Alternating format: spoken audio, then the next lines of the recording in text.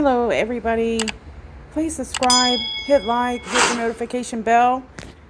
And my gosh, I don't even know how to start off because thank God Brenda notified me because I've been sick. I haven't felt like really doing, everything I usually do, especially checking emails. But if you've been following the Lori Vallow case, you know that there's one specific test that everybody's been waiting on. Of course, we've had rumors that the test was finished, at least I have, and they were just waiting on one more thing. We weren't certain if it was complete or not, and we thought perhaps maybe the family was holding it back. If that was the case, that kind of scared me that there might not have been anything that they found on there. So this is confusing. You're wanting them to find something, but also it's sad if they do find something. So I wanted to talk about this because, as you know, the Lori Vallow case is something that is really gripped on to me. And this is because so many people died involved with this case. So many innocent, good people and 2 children.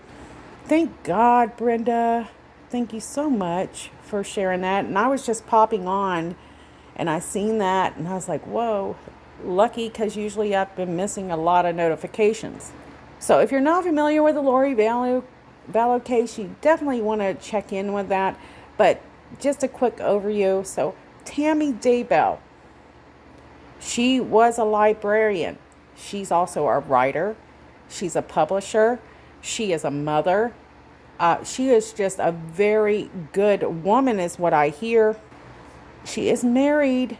She was married to Chad Daybell, who is an author, who also is a publisher because they run a publishing company together in Springville. And they are from Rexburg. I'm sorry, not exactly Rexburg, is it? But these two were married for years. They have 5 beautiful children together. They seem to be living this perfect lifestyle. Now, they are Mormon. I want to mention that. I'm not certain that this religion is a driving factor in this. It's just part of it because they kind of go off in their own direction, away from the main teachings of the Mormon church. So I don't want to sound like I'm blaming the Mormons because sometimes I do. And that is not intended. And I know at the beginning I kind of thought that way because a lot of us are not familiar with the Mormon religion. And as I started researching, I actually learned so much. So let's get back to Tammy Daybell. Tammy Daybell, during this, it was October of 2019. October 9th to be exact. Tammy is returning home from grocery shopping and returns to her Salem home in the state of Idaho. And when she pulls into the driveway, she sees a masked man with a gun outside of that home. She says she was parked in her front driveway. And as I was getting stuff out of the back of the seat, a guy wearing a ski mask was suddenly standing by the back of my car with a paintball gun. He shot at me several times, although I don't think it was loaded. I yelled for Chad, and he ran off around the back of my house. She called the police, and the police, I think, kind of thought it was a prank.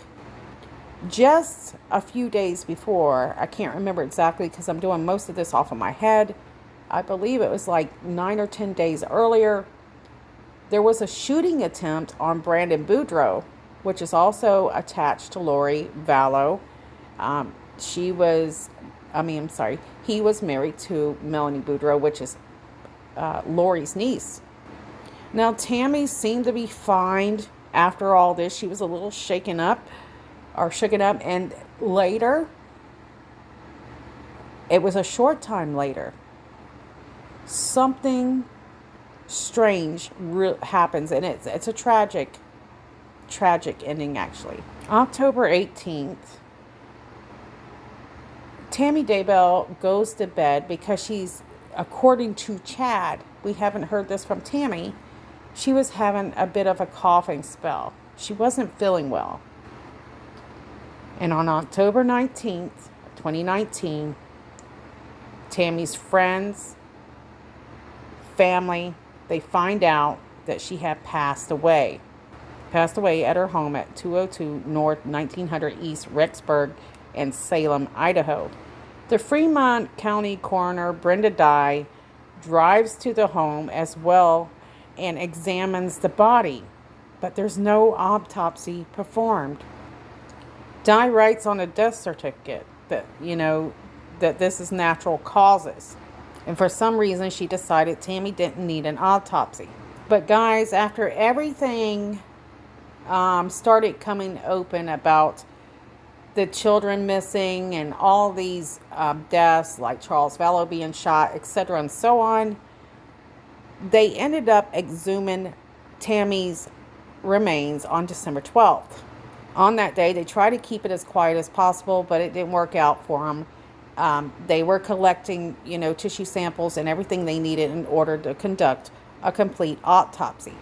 But we never learned exactly what they might have been looking for when they exhumed Tammy. They were definitely looking for foul play.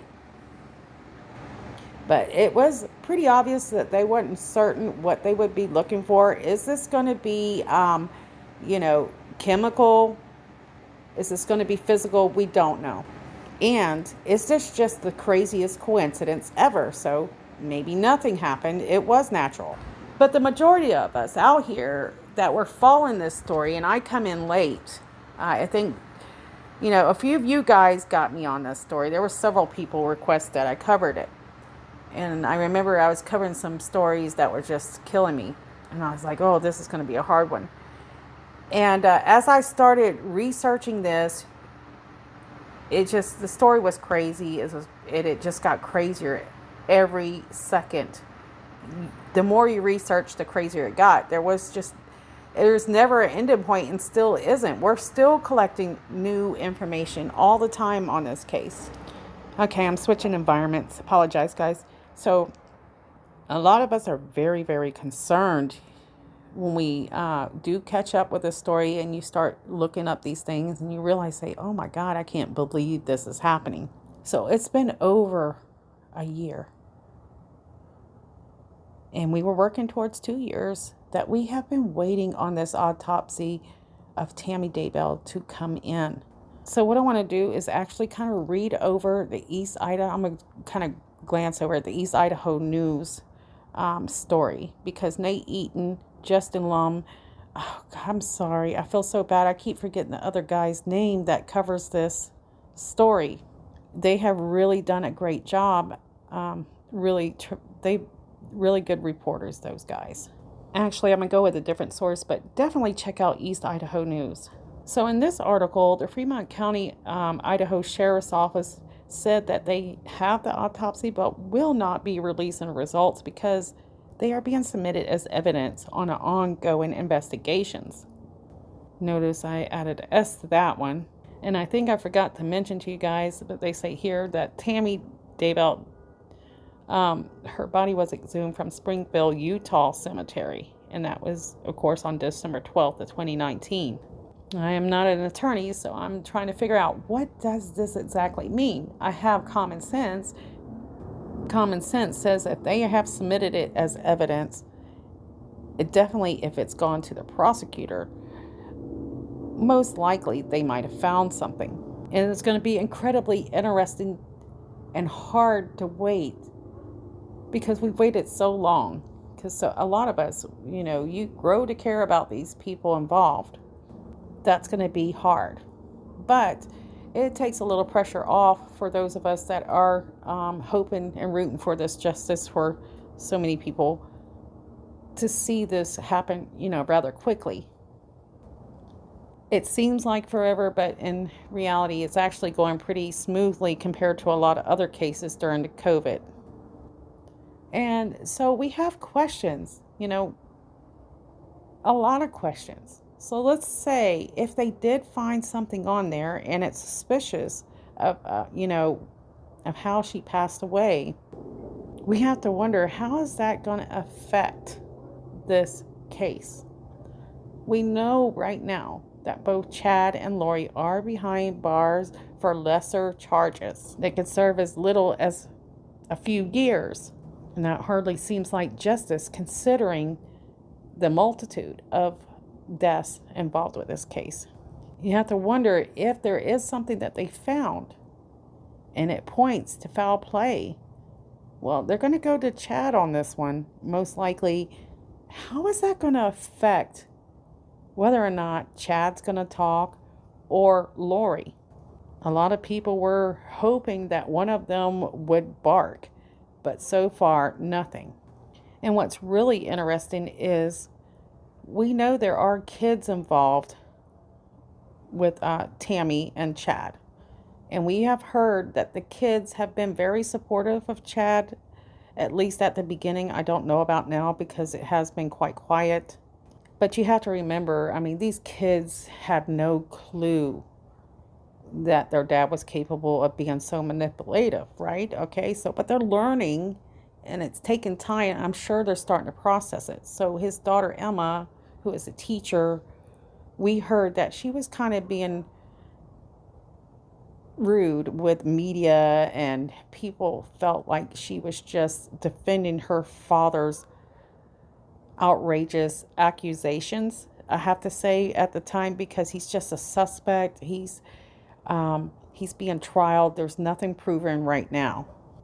But how will that affect these children if they find something on Tammy's autopsy? That right there is something I thought about almost immediately. How is that going to affect those kids? I can't imagine having to go through something like this. And the reality, if something was on the autopsy, which we don't know if there is or not, we just know that it is being submitted as evidence. It could be used in another way. I guess that's why I look forward to hearing probably Scott talk on this one soon, because I really have no legal experience. But I am so thankful, Brenda. Thank you so much. So yeah, that actually brightened my horrible night up. I've been so sick, guys. So many of us were hoping that this, we've seen them do the autopsy for Joseph Ryan, but they can only do so much because he was cremated. Charles Vallow, he was shot. So, they had to prove whether or not that was truly self-defense.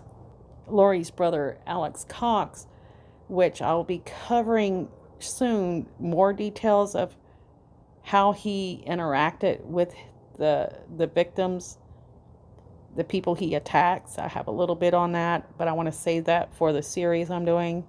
But I can tell you that Alex Cox is very bold, brave, and aggressive. So I'm finally glad to hear that was submitted as evidence. And I'm hoping it's submitted in the way that I feel it's being submitted.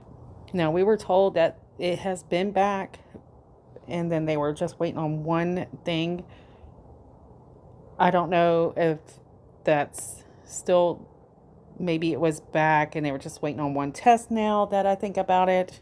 But we were wondering what was going on with that. Also, I learned that the laws in that area, that the family had the right whether to release that autopsy or not, I believe.